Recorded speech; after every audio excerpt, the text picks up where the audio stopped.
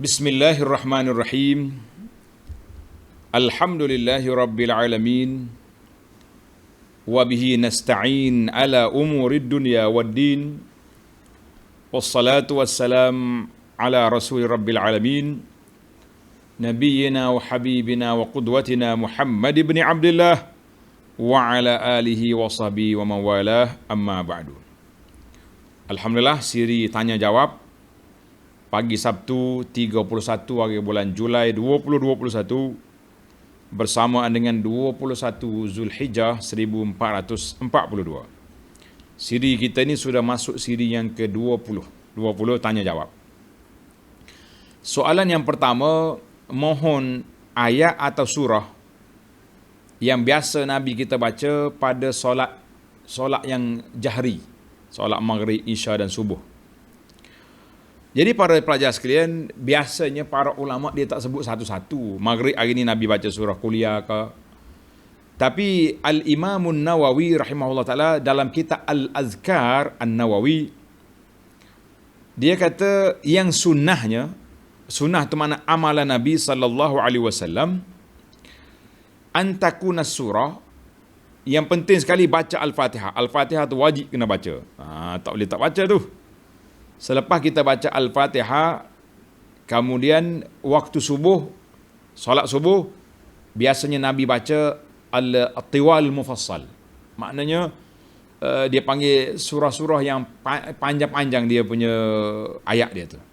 Iaitulah surah-surah akhir daripada Quran. Tiwal Mufassal ni mari daripada surah Qaf ataupun Al-Hujurat. Maknanya sekitar tu, surah Qaf, surah Hujurat, biasa Nabi baca pada waktu untuk subuh dan zuhur. Subuh dengan zuhur.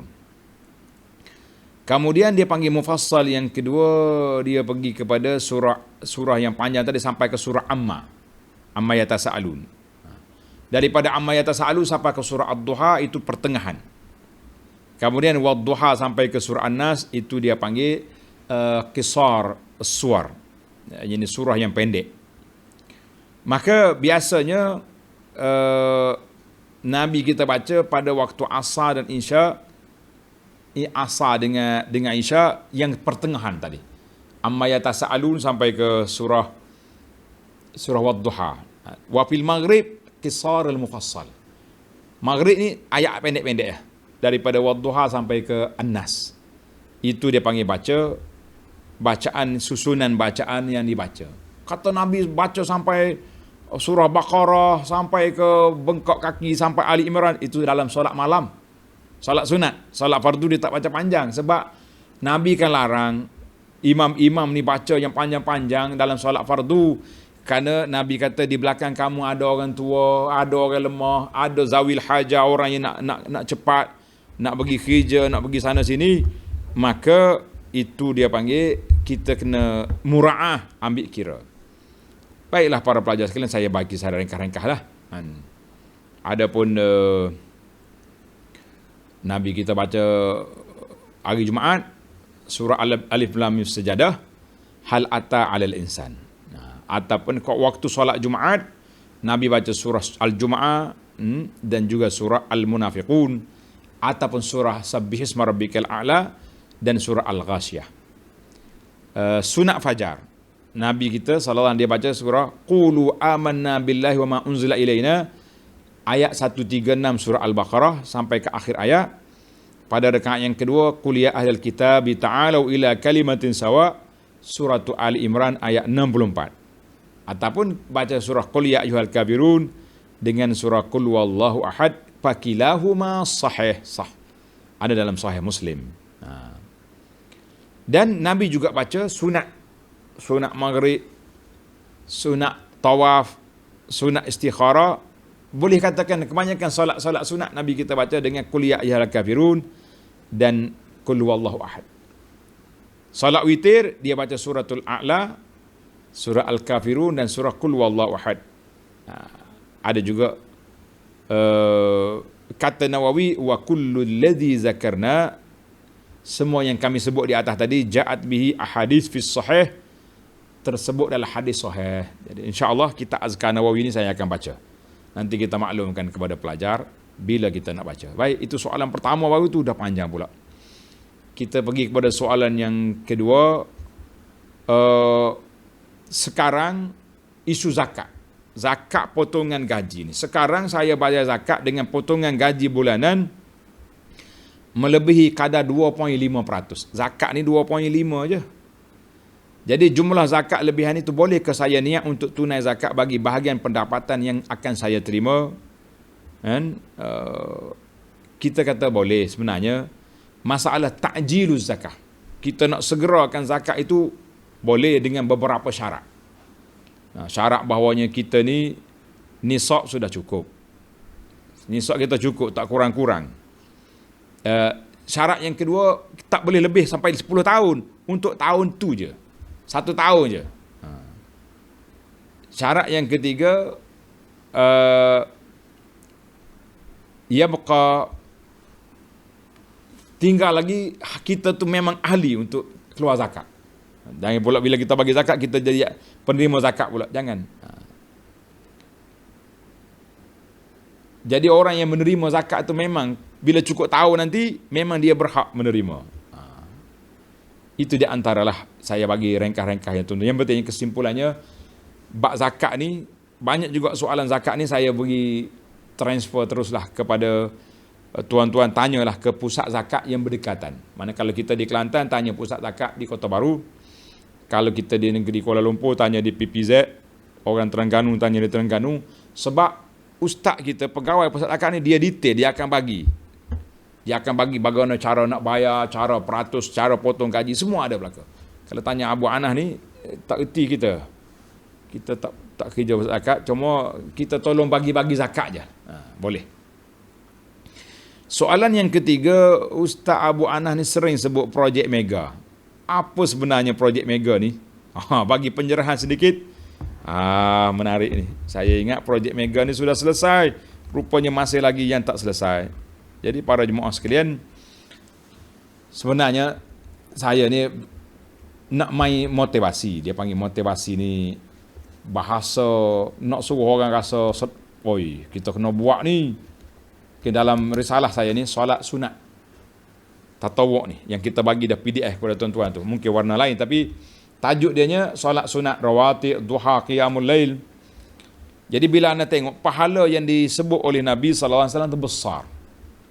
Nabi kata siapa dia jaga solat sunat 12 rakaat satu hari satu malam, 2 sebelum subuh, 4 sebelum zuhur, 2 selepas zuhur, 2 selepas maghrib, 2 selepas isyak, 12 rakaat, Allah Ta'ala akan beri sebuah mahligai dalam syurga. Jadi projek-projek ni, banglo, istana tu dia panggil projek mega lah tu. Sebab tu saya namakan dia projek mega mampu milik ataupun projek mega mampu buat. Jadi kalau tuan-tuan dan puan-puan beramal dengan solat-solat sunat ni, insya-Allah setiap hari kita meraih projek mega besar yang telah meraih pahala yang besar. Menarik ke tidak? Menarik. Jadi kena buatlah. Itu dia panggil bahasa motivasi.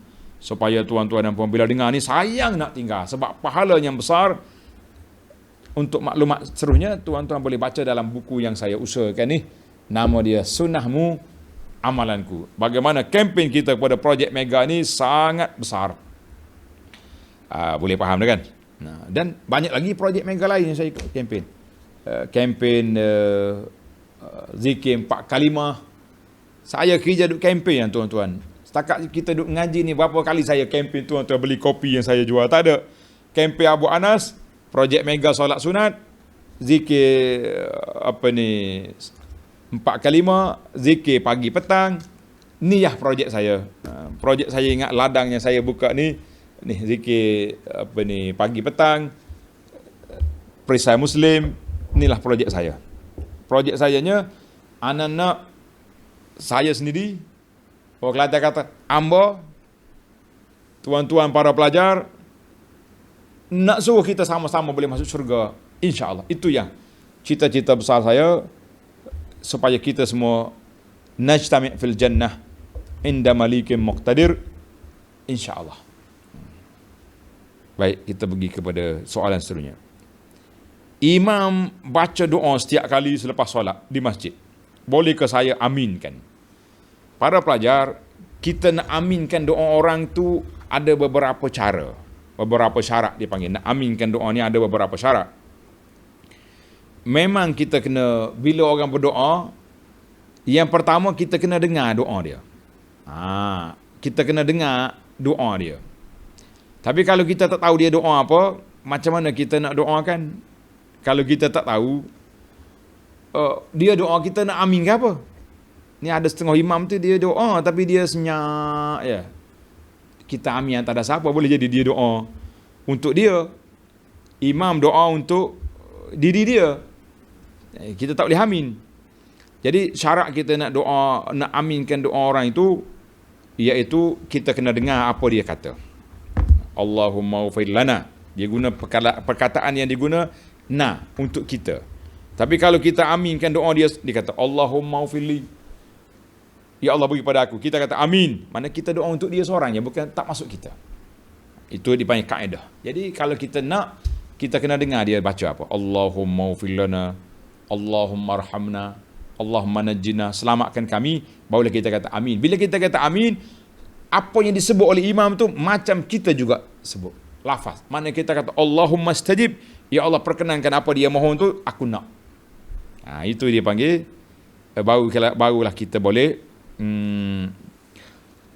aminkan doa. Ada setengah imam dia doa senyap, kita doa amin apa kat belakang tak tahu dia kata apa. Yang pertama kita dengar apa dia cakap. Yang kedua dia guna lafaz jamak. Allahumma ighfir lana warhamna a'tina. Barulah kita boleh aminkan. Kalau tidak kita tulah amin dia seorang, kita tak dapat. Kita seorang, dia seorang, kita tak dapat. Kan? Masya Allah. Timbul lagi soalan yang sama juga ni. Kadang-kadang Abu Anas ni doa di sini. Di alam maya ni, sewaktu kita ada live ni kan, kita kadang-kadang saya berdoa.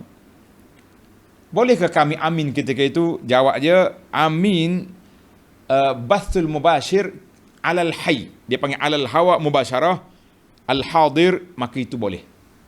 Maksudnya, waktu saya doa di sini, tuan-tuan boleh amin di rumah masing-masing. Naam. Ataupun kita tengok live Masjid Haram. Imam Masjid Haram berdoa, kita boleh aminkan di saat yang sama. Tapi kalau kita tengok rakaman, tak dah. Itu saya tengok dalam pandangan ulama. Dia kata syarat nak doa ni, al-masyru' huwa tami' ala du'a'il hayyil hadir. Doa yang live. Boleh kita aminkan. Fala yush'amma du'a al-musajjal ala syarid. Doa di atas kita dengar CD ke kaset ke apa-apa, itu tidak disyariatkan kita aminkan. Tapi kalau kita nak amin juga, kebetulan kita dengar ustaz doa, kita amin, insya-Allah kita kata tak salah. Tapi yang disyariatkan kita amin tu doa yang ni live ni, ketika hidup ni. Wallahu a'lam. Macam sekarang lah, kalau saya doa, tuan-tuan boleh aminkan. Soalan yang kelima, saya terlewat mengerjakan solat zuhur lebih kurang 3.30 petang. Kenapa? Tertidur, banyak kerja, pergi pasar, contohnya. Baik. Adakah saya masih boleh mengerjakan solat sunat sebelum zuhur? Dia panggil solat sunat qabliyah. Ya, boleh. Selagi awak, nak kata awak kan kasar, selagi tuan atau puan belum solat zuhur, maknanya qabliyah tu belum, masih ada waktu.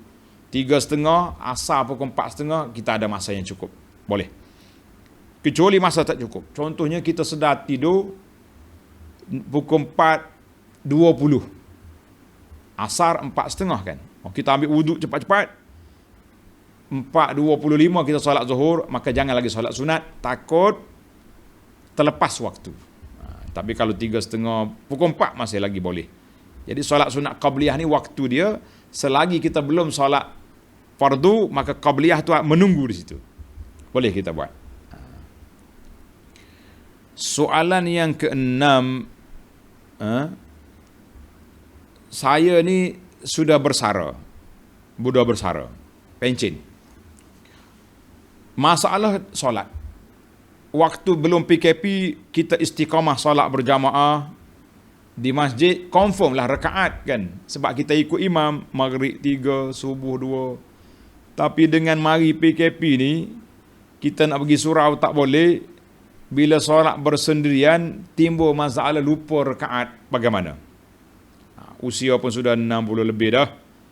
Jadi bagaimana nak buat? Jadi di sini kalau kita tahu kita masalah kelupaan tu banyak, jadi kita kena khusyukkan solat. Khusyukkan solat. Contohnya kita letak, bila kita solat, kita akan baca Al-Fatihah. Rakaat yang kedua kita akan baca kuliah asyal kafirun, atau kita baca Qul a'udzu birabbin nas. Kena ingatlah. Ingat. Taklif mana? Rakaat yang kedua Qul a'udzu birabbil falaq. Yang ketiga Qul a'udzu birabbin nas. Kita ingat. Ataupun kita ambil tartib 4 surah. Contohnya Iza Jah dulu, rakaat pertama. Yang kedua Qul huwallahu ahad. Yang ketiga Qul a'udzu birabbil falaq. Yang keempat Qul a'udzu birabbin nas. Dia katakan semalam kita dah tanya, bolehkah kita baca juga surah untuk rakaat yang ketiga, yang keempat? Kita kata ada perbincangan ulama kan. Jadi boleh kita baca. Jadi kita buat 4 surah ni, insya-Allah tak akan lupa. Ini format untuk orang lupa. Sepatutnya rakaat yang kedua, yang ketiga, yang keempat tu tak adalah surah. Tapi oleh kerana kita ada masalah ni, masalah lupa ni, kita buat format macam tu. Nanti kita tahulah, oh aku dah baca surah Qul huwallah, itu rakaat yang ketiga. Ini rakaat yang kedua. Aku baca dah Qul a'udzu birabbil falaq, ini rakaat yang ketiga. Mudah-mudahan hilang was-was. InsyaAllah kita dapat balik ke masjid nanti, insyaAllah. Sebenarnya was-was tu mari dari kepala kita, ya, kepala kita tu. Bila kita tak khusyuk, was-was pun mari, was-was pun datang. Soalan yang ketujuh, wanita baca Quran dalam rumah, dalam bilik bersendirian, mestikah kena menutup aurat? Atau cukup dengan tutup kepala, pakai, ialah kita ambil kain tuala kecil-kecil ke tak? Jawabnya, adab baca Quran ini para pelajar sekalian tidak syarat tutup aurat. Wanita-wanita dengan pakaian yang dia ada tu boleh je baca. Laisa pakai hijab tu satu syarat nak baca Quran dah. Cuma kalau kita pakai yang pakaiannya cantik, kan kita nak baca kalam Rabb, nak baca kalam Allah, jadi pakailah baik-baik sikit. Tak syarat kena pakai telekung rasmi, tak ada rasmi, boleh je baca walaupun tidak tutup aurat di dalam rumah kita. Cuma timbul lagi masalah kalau kita jumpa ayat apa tu, ayat sujud, nanti bagaimana kita nak sujud? Ada khilaf ulama di sini. Ada yang mengatakan oleh kerana sujud ni satu bentuk sujud, maka dia kena tutup aurat. Ada ulama kata tidak tutup aurat, sebabnya yang kita sujud ni bukannya solat, kita sujud kerana baca Quran. Jadi khilaf ulama di situ. Jadi kalau seeloknya, saya kata seeloknya kita tutup aurat lah. Tapi menghadap kiblat tu kenalah. Bila kita nak sujud, kita kena hadap ke arah kiblat. Bacalah puan-puan Al-Quran walaupun tidak tutup aurat dalam rumah kita. Tapi kalau nak keluar rumah tak boleh.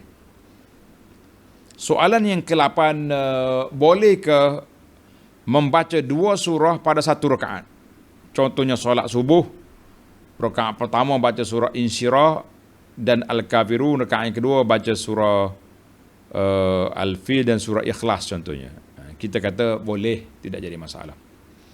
Boleh baca banyak surah pun tidak jadi halangan. Banyaklah hadis-hadis yang menyebut ni tentang peristiwa ini. Jadi saya jawab bolehlah, la haraja. La haraja kalau kita nak jamakkan surah-surah yang kita ingat. Kita nak baca yang panjang, surah panjang tak ingat kan. Cuma kena ambil kira mura'ah tartib. Maknanya kalau kita baca surah Insyirah, Alam Nashrah, kita sambung kepada Watin. Jangan pula sudah baca Insyirah, wadduha pula. La, biar berturutan. Biar berturutan dia punya surah tadi. Soalan yang ke-9, adakah seorang suami, bagus ni, isteri solehah ni tanya bagi pihak suami dia, kan? Adakah pihak suami dikira mendapat pahala berjamaah jika isteri tak dapat solat berjamaah kerana keuzuran? Anak-anak masih kecil, belum balik. Di musim PKP tak boleh pergi masjid. Kita kata kalau dia solat seorang tak boleh pahala berjamaah. Sebab nama dia berjamaah ni paling kurang kena ada 2 orang dan ke atas. Kalau isteri uzur, anak-anak walaupun belum balik, contohnya dah aja 1, 7 tahun, 8 tahun, 10 tahun, 12 tahun kan, boleh ya jadi makmum kepada bapa, dan insya-Allah mereka boleh pahala berjamaah. Tapi kalau anak belum mayis, duk main beringoh dah, belum 3 tahun 4 tahun yang tak memayis tu, itu tak kira lah. Manakala anak dah darjah 1, darjah 2, darjah 3 dah boleh pandai solat, suruh dia ambil wuduk baik-baik, solat, insya-Allah boleh pahala berjamaah di musim ini. Musim lain pun boleh, tapi kena pergi masjid lah. Soalan yang ke-10, kita berdoa lepas asar, sebelum maghrib hari Jumaat. Ustaz kan kata pergi doa mustajab di antara tempatnya bila hari Jumaat. Jadi bila kita ambil air sembahyang dulu, bolehkah saya solat wuduk 2 rakaat? Memandangkan waktu itu waktu lepas asar. Naam, boleh. Jadi kita ambil wuduk, kemudian kita solat sunat wuduk. Itu dia panggil solat bersebab. Kalau kita ke masjid, kita solat tahiyatul masjid, boleh. Kemudian kita berdoa. Bolehlah. Ni dalam buku yang saya baca malam Jumaat tu. Nurul Lum'ah. Kan dia sebut, dia kata di antara ciri-ciri hari Jumaat ni, boleh solat je pada lepas subuh dan lepas asar hari Jumaat. Kita kata hadis tu, sandaran itu tidak sahih, tak boleh pakai. Yang betul-betul bolehnya, larangan tengah hari itu diangkat pada hari Jumaat. Soalan yang ke-11, bagaimana nak lunaskan hutang kawan-kawan yang sudah lama berlalu? Termasuk juga hutang di organisasi tempat kita bekerja dulu-dulu. Yang pertama, tuan ataupun puan kena bertanggungjawab dengan dosa-dosa kita yang lepas. Kalau kita berhutang, ambil duit orang, contohnya kena cari tuan dia. Cari balik tuan dia, hantar balik duit tu. Kalau tuan dia sudah mati, kita bagi pada anak-anak dia. Sama juga organisasi tempat kita kerja dulu. Kita hantar balik ke syarikat tu. Saya dulu ada duit lah, saya rasa macam tersalah ambil kot RM1,000, hantar balik ke syarikat. Andainya kita tak tahu di mana tempat, di mana orang tu, setelah kita cari, kena cari dulu.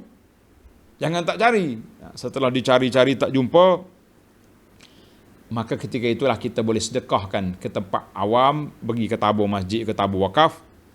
Kita niat pahala kepada orang tu.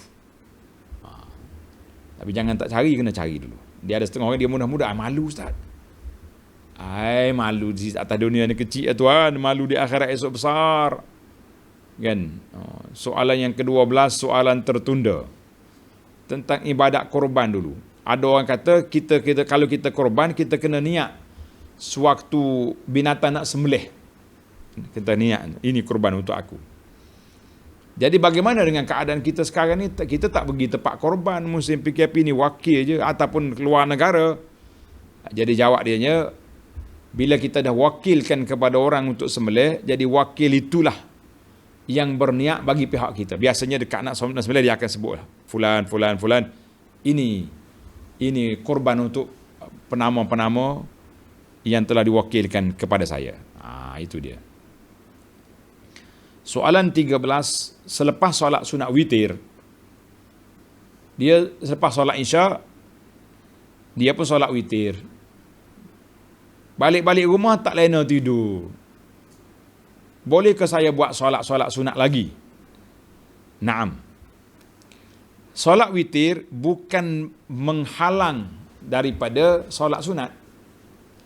Cuma afdalnya kita jadikan solat witir itu di akhir malam, yang terakhir, penutup solat malam. Tapi bukan dia tutup. Maknanya bila kita solat witir, tutuplah, tak boleh solat dah tahajud. La. Baik, soalan kita ni, dia solat witir dah, tapi malam tu dia tak lena, dia nak bangun tahajud atau bangun sedar awal. Naam, teruskan solat. Macam di bulan Ramadan lah. Kan bulan Ramadan tu kita solat witir awal selepas tarawih. Tapi nanti kita bangun sahur nanti kita nak solat tahajud. Naam boleh. Tapi jangan diulang witir 2 kali. Nabi sebut dalam hadis la witrani fi lailatin, tidak ada solat witir 2 kali satu malam. Tak ada solat witir 2 kali. Kita tak witir lah. Tahajud, solat taubat, solat apa saja kita buat witir kita dah buat. Ada ulama kata batalkan witir yang pertama. Tak usah duk main batal-batal lah. Dalam ibadat ni jangan duk main. Soalan yang ke-14.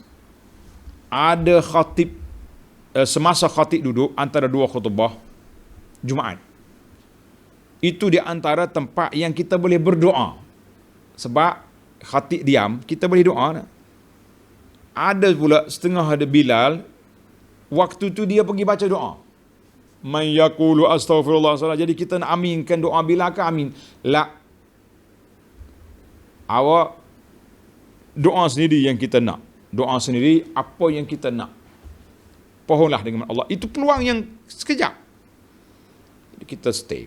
Bila imam khatib duduk, barakallahu lakum fil Qur'an azim, tentunya kita berdoa, ya Allah ya Tuhanku, mak aku sedang sakit sekarang ni, sahabat aku ramai yang kena COVID, selamatkan mereka. Fokuskan doa. Bagi saya tak perlu Bilal baca doa di saat itu, kerana itulah peluang orang nak berdoa. Dan bagi anak ini menganggap ini satu gangguan kepada orang lain. Kalau boleh nasihatkan kepada AJK Masjid, nasihat kepada Bilal, Tuan Bilal, doalah untuk Tuan Bilal dan keluarga Bilal. Saya juga nak doa untuk saya dan keluarga saya. Cakap baik-baik dengan dia. Jangan tengking dia pula. Lama dah saya bagi nasihat ni. Ada Bilal yang berhenti, ada Bilal yang tak berhenti. Soalan yang ke-14, yang ke-15. Apakah kalimah selawat yang pendek? Untuk memperbanyakkan selawat, apakah selawat yang pendek? Jadi jawab dia, selawat ni yang paling baik, yang paling afdal, selawat yang mari daripada mulut Nabi SAW. Alhamdulillah tuan-tuan, saya sudah keluar satu risalah. Tajuk dianya selawat ke atas Nabi SAW dengan lafaz yang sahih. Risalah ni sudah ada, sudah bagi pada tuan-tuan dan puan-puan. Itu yang terbaik. Cuma kadang-kadang kita nak banyak kan. Kita nak jadi banyak, 100 kali, 200 kali, 500 kali, 1000 kali. Jadi selawat yang pendek kita ambil lengkap. Allahumma salli wa sallim. Biar ada dua-dua, selawat dan salam. Allahumma salli wa sallim ala nabiyyina Muhammadin wa ala ali Muhammad. Kalau kita nak pendek pun Allahumma salli wa sallim ala nabiyyina Muhammad ala sayyidina Muhammad, itu boleh. Tapi kalau kita lengkap Allahumma salli wa sallim ala nabiyyina Muhammad wa ala alihi, boleh lagi baik. Itu selawat yang pendek. Itu di luar solat. Tetapi dalam solat, sebaik-baiknya kekalkan lafaz selawat yang ori. Ori mana? Yang asli lah. Yang Nabi kita ajar solat Ibrahimi itu. Kita itu yang terbaik lah. Sebab itu yang diajar oleh Nabi SAW kepada para sahabatnya. Soalan yang ke-16, kalau kita zikir surah Al-Ikhlas 100 kali, kita kena baca bismillah ke setiap kali? Ke sekali dah cukup? Tak. Sekali itu a'udzubillahi minasyaitanirrajim kita baca sekali. A'udzubillahi minasyaitanirrajim. Bismillahirrahmanirrahim. Qul huwallahu ahad, Allahus samad, lam yalid wa lam yulad wa lam yakul lahu kufuwan ahad. Bismillahirrahmanirrahim. Itu baca bismillah pun termasuk dalam zikir. Kenapa tak mau baca bismillah tu? Sebab nak cepat cukup. Kita ni tuan-tuan dan puan-puan, kita kena ingat bila kita nak berzikir biar lengkap. Jadi kata di para ulama, bila kita baca awal surah, sunat kita baca Bismillahirrahmanirrahim, kecuali surah Bara'ah. Bara'atun minallah itu tak sunat baca bismillah. Kita baca auzubillah minasyaitanir terus kepada surah. Ingatlah. Jadi bacalah. Sebab nak kejar 100 kali, 1000 kali, kita nak gugurkan bismillah tu. Kenapa? Baca bismillah. Soalan yang ke-17, bolehkah kita berdoa guna ayat 12 dalam surah Ad-Dukhan? Sebab doa itu daripada orang kafir sebagaimana ayat 11. Ni orang pandai ni tanya soalan macam ni. Kan? Dia kata apa?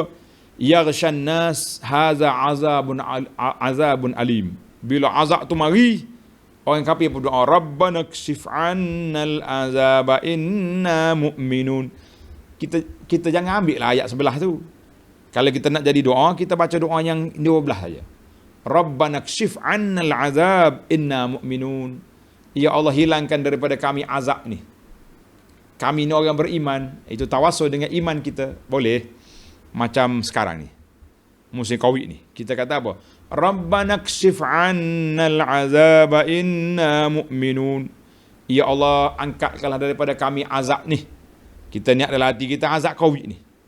Sudah ramai sahabat-sahabat kita yang sudah mati dengan sebab Covid. Ulama-ulama besar juga mati dengan sebab Covid. Jadi kita kena, boleh kita amalkan. Soalan yang ke-18, duit ganjaran pencen. Bagaimana kita nak keluarkan zakat? Jadi kata di para pusat zakat kata, duit dia panggil duit persaraan, gratuity, kan, diwajibkan zakat? Ya, wajib zakat. Jadi cuma cara nak kira zakat tu ada, kata kita keluar selalu bila dah dapat tu. Dia panggil al-malul mustafad. Ada yang mengatakan kita keluarkan dulu belanja tetap kita, yang lebih tu baru kita keluar zakat. Cuma dalam bab zakat ni, seeloknya saya nasihatkan kepada tuan dan puan yang bertanya, telefon terus ke pusat zakat. Biar dia orang kira. Kita bagi tahu berapa kita punya duit, berapa aset yang kita ada, nanti dia orang kira. Pegawai-pegawai pusat zakat tu baik-baik. Dan mudah ya dia orang. Dia ada format. Mungkin dia akan bagi, dia akan WhatsApp kepada kita cara-cara nak kira zakat. Mudah. InsyaAllah. Mudah-mudahan Allah Ta'ala berkati harta yang kita dapat. Soalan yang ke-19 tentang doa angin ahmar. Allahumma inni a'udzubika minar rihil ahmar waddamil aswad wadda'il akbar. Adakah ada dalam hadis? Jawab dia, para pengkaji sudah kaji. Dia kata tidak ada asal dalam kitab hadis. Sebab cerita dia pelik ni. Pada satu ketika di zaman Nabi Sulaiman duduk di singgahsananya, datang satu lembaga yang cukup besar, maka bertanya Nabi Allah, siapa engkau? Dia kata, akulah Rihul Ahmar. Bila aku masuk dalam rongga anak Adam, jadi lumpuh. Jadi stroke dan macam-macam. Kita kata tidak ada asalnya doa ini daripada Nabi SAW. Tapi kalau kita nak doa ialah kan, ataupun kita doa dengan doa yang maksur yang Nabi kita ajar tu, Allahumma inni a'udzubika minal barasi wal jununi wal juzam wa min sayyi'il asqam. Bila sampai ke sayyi'il asqam, penyakit yang buruk, ketika itu kita niat stroke, mati otak, buah pinggan, corona, kita niat semua. Kan Nabi buka open tu, sayyi'il asqam, semua penyakit-penyakit yang buruk. Jadi kita niat situ, apa penyakit yang kita takut.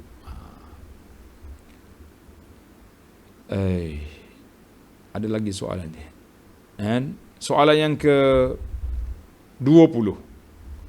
Apakah amalan yang boleh dibuat selepas dikebumikan jenazah? Ibu bapa, khususnya bagi waris terdekat, anak-anak jawabnya, anak-anak banyaklah berdoa kepada ibu bapa di saat kita sudah kebumikan dia.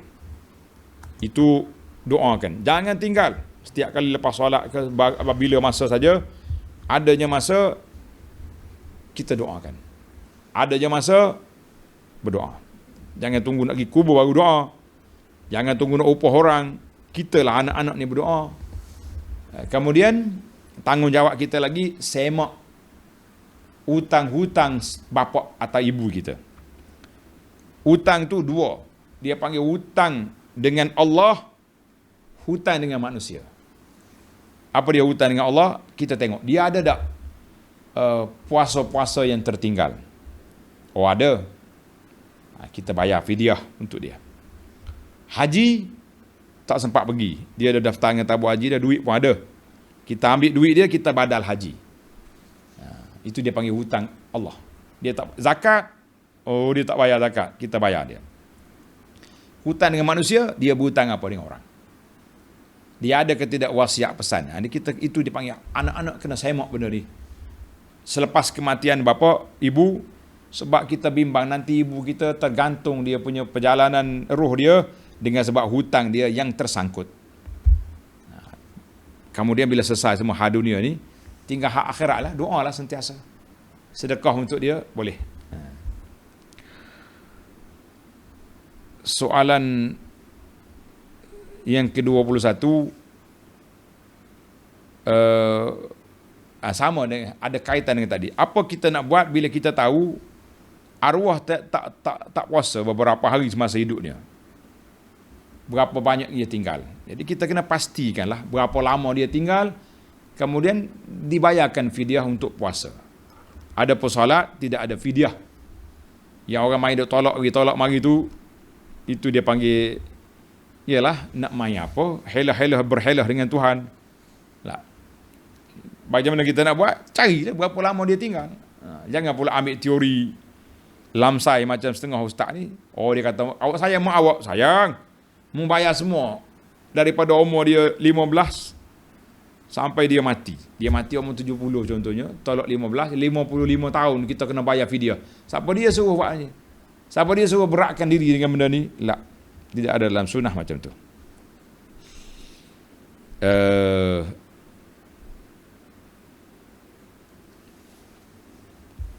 Soalan yang ke-22, kan, puasa sunat Isnin Khamis.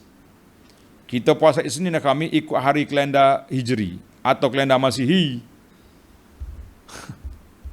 Soalan dia, hari apa Hijri Masihi?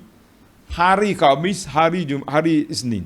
Mana ada Hijri Masihi di sini? Cuma yang tak boleh puasanya, baru ni kita cerita, hari-hari dilarang berpuasa.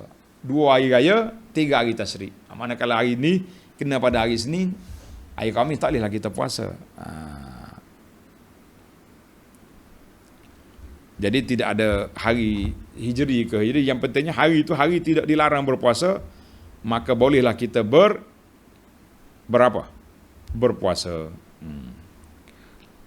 Berapa soalan tadi? Lupa bilangnya soalan dah. Soalan yang ke-22. Baik, soalan yang ke-23 saya ambil sikit ya.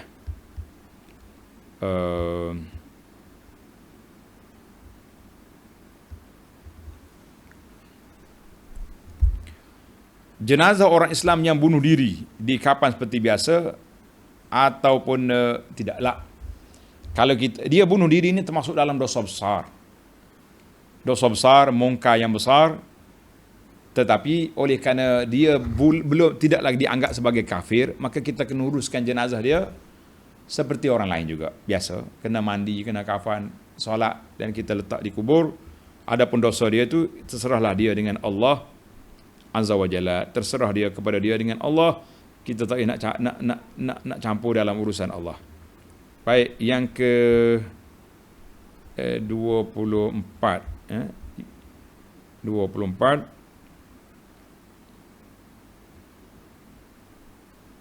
apa lagi soalan?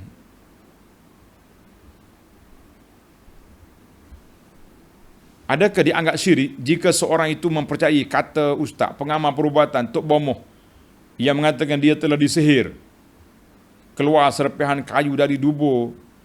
Kita kata payah juga benda ni. Kita nak kata syirik tak syirik. Sebab kalau sihir itu memang ada. Kerana itu Nabi kita SAW sebut di antara dosa besar tu orang yang melakukan sihir. Cuma kita kena tengok yang bahayanya, yang duk tuduh orang itu yang bahaya. Tuduh orang ni buat, orang ni buat, orang ni. Sebab tu Nabi kita larang kita pergi jumpa bomoh-bomoh ni. Larang pergi jumpa bomoh. Sebab tanya je 40 hari tak terima solat. Yang mengaku benar gaib. Tapi untuk untuk nak mengubati sihir, itu memang berlaku. Kena carilah ahli-ahli perubatan, pengubat-pengubat yang Islam yang baik-baik. Mudah-mudahan kita selamat, insya-Allah. Baik, saya ambil soalan yang terakhir. Yang banyak-banyak ni tunda esok pula. Yang terakhir untuk siri ini, bolehkah saya ikut suami berjamaah di masjid sedangkan kadang-kadang saya seorang saja jemaah wanita yang hadir masjid kalau tiada kuliah, atau baik solat di rumah sebab saya suka solat di masjid lah, tidak jadi masalah. Jadi wanita kalau pergi dengan suami walaupun tak ada orang, masjid bukan besar kan, taklah takut sangat. Tapi kalau masjid besar, kita seorang di ujung dunia tu, ini kena hati-hatilah juga. Ikutlah suami pergi masjid ketika tidak ada PKP dan kita ketika tidak ada ketakutan. Tapi kalau kita pergi seorang kita yang menimbulkan fitnah, contohnya wanita ni seorang dia pergi, fitnah itu orang tengok seorang dia tu, mari seorang-seorang, bahaya. Jadi kita semua benda yang boleh fitnah, sama ada dalam masjid atau luar masjid, syaitan ni tak kira. Syaitan ni memang dia mari mencari peluang-peluang sentiasa. Jadi setakat itu dululah perbincangan kita untuk kali ini. InsyaAllah kita sambung siri yang ke-21 pagi esok. Subhanakallahumma bihamdika asyhadu an la ilaha illa anta astaghfiruka wa atubu ilaik. Wa sallallahu ala nabiyyina Muhammad wa ala alihi wa sahbihi ajma'in. Walhamdulillahi rabbil alamin. Wassalamu alaikum warahmatullahi wabarakatuh.